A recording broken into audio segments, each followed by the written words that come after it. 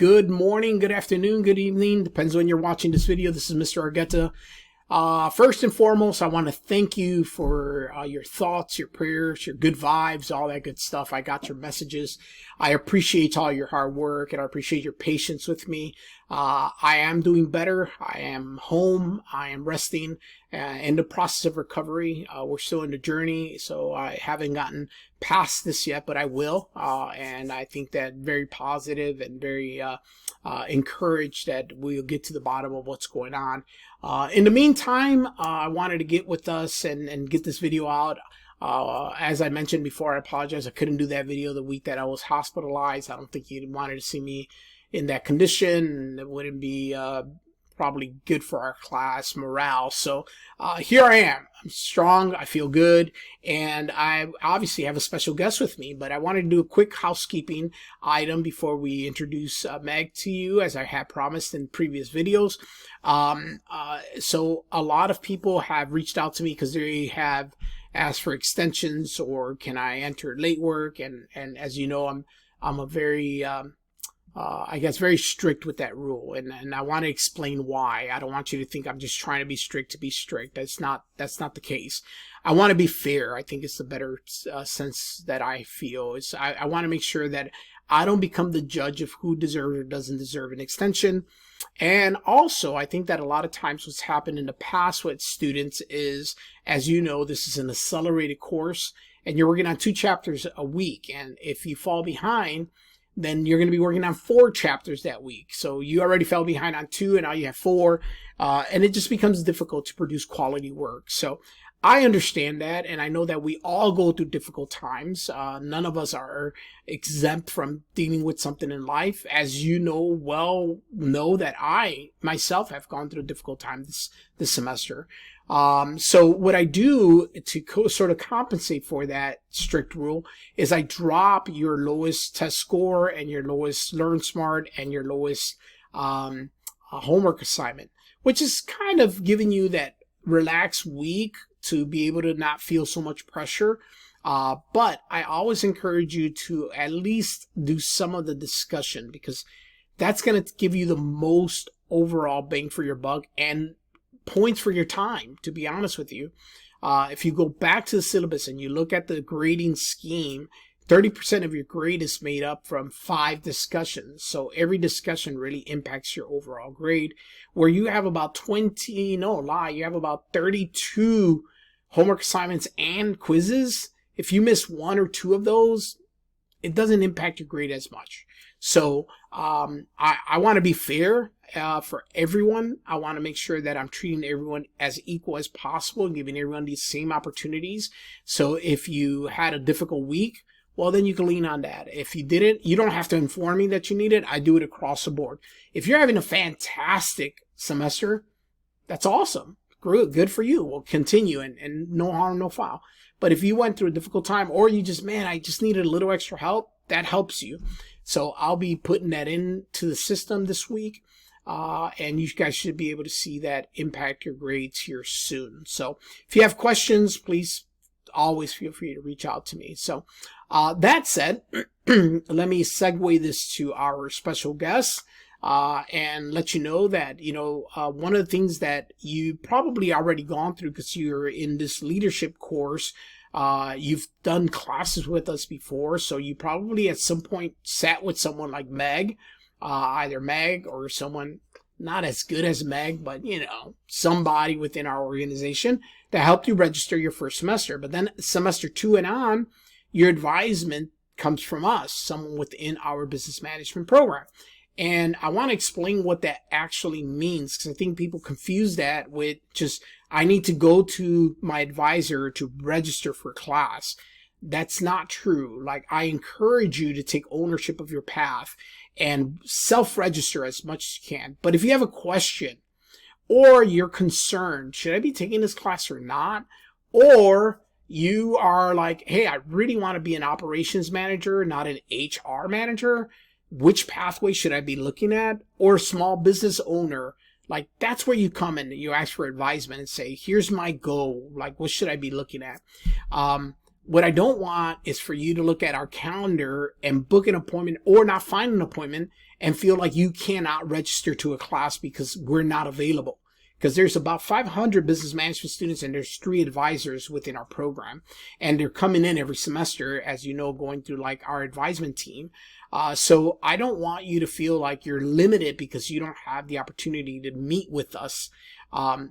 If you can and know how and feel comfortable, self-register as soon as they do early registration, because that's the best option for your classes and you can do your schedule however you want. Do not wait. I cannot emphasize that enough, because at the last minute, we're trying to squeeze you in or get you in an ad drop period, and that's not a healthy situation to be in. So that said, you've probably met someone, if not Meg herself, and they're an amazing team. They're close to my heart and I appreciate what they do because they do a wonderful job. But I want her to tell you her journey, her process, and what she does to support the team. So this is Meg, and she's here at the same campus that I am. I'm going to turn over the mic to her. Hi. Well, thank you for that introduction. That does a great job of explaining our role in the first semester advising process. But I think a lot of students just think after that first semester advising, we're kind of done with them. And that's really not the case. After that first semester, we come in a coaching capacity rather than an advising capacity. And coaching academically is really similar to coaching athletically. We help students be the best student that they can be. So a few areas that I usually end up working with students on are time management, study skills, and test taking strategies, just because that seems to be the areas where most of our students are struggling. So to kind of touch on each of those, with time management, I know a lot of our students are not just students. They're also parents, spouses, employees. They have a lot going on outside of school. And especially in 8-week courses like this, where things move really fast, it can be really difficult to find time for everything. So what I love to do with students is just sit down and kind of plan out their entire week. So we will actually go hour by hour, Monday through Sunday, and we will work through how you are spending your time. And what a lot of students will realize is that they're losing a lot of time. They're wasting a lot, of time. That's all of us, right? All of us no, I waste so much time. But so this is not coming from a place of judgment, but being aware of that can really help students to use that time more efficiently and make their time work for them better. And other times we'll realize that, wow, this is truly a student that is doing everything they can and they are at full capacity. And that's okay too. That just means that something has to give. And, that's why withdrawals are a thing. And we can, kind of talk through that process as well if needed. But that's probably the area that students need the most help in, is that time management component, just because, life gets busy. But another big one is going to be those study skills. Huge, because a lot of people just don't know how to study. I didn't know how to study when I started college. I had to figure that out because high school, I just didn't worry about it. Absolutely. So coming from that personal experience, I can work with students on how to study effectively for their learning style and how to use that study time efficiently so that they're not wasting hours and hours and hours doing things that just aren't going to help them remember the material. And then that's a great segue into test-taking strategies, because when you put so much effort into studying for a test and then you sit down and you see that timer counting down, your heart rate goes up, you start to get nervous, maybe you sweat a little bit, and the next thing you know, the exam is over and you're halfway through it. So I love what you said. I don't mean to cut you off, but I thought it was such an interesting statement where you're like, our body doesn't know the difference between a 40-minute timer on a test and being chased by a tiger.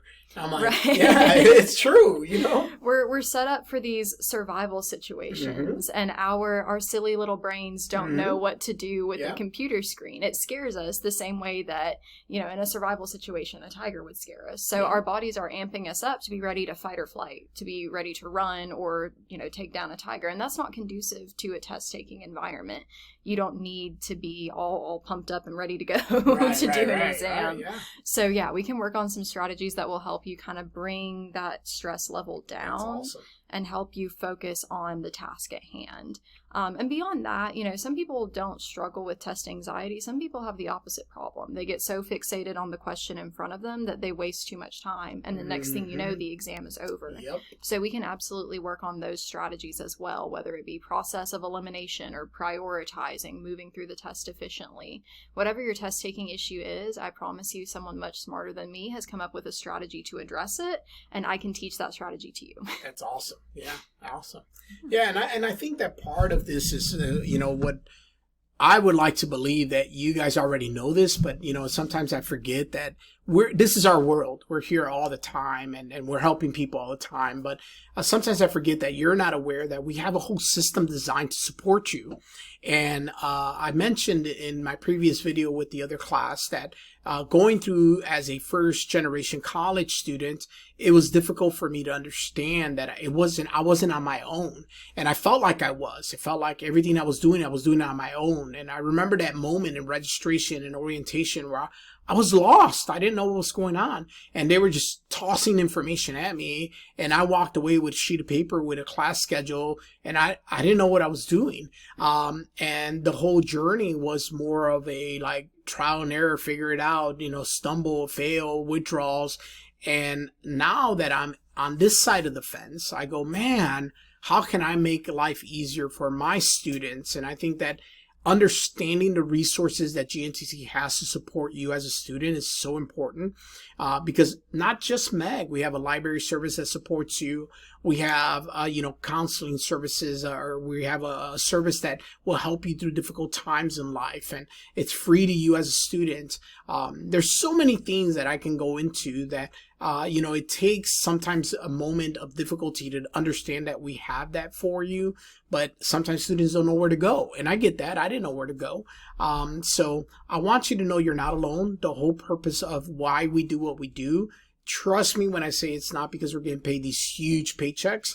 It's not. And I've had people tell me that, literally tell me oh, you're doing it for the money.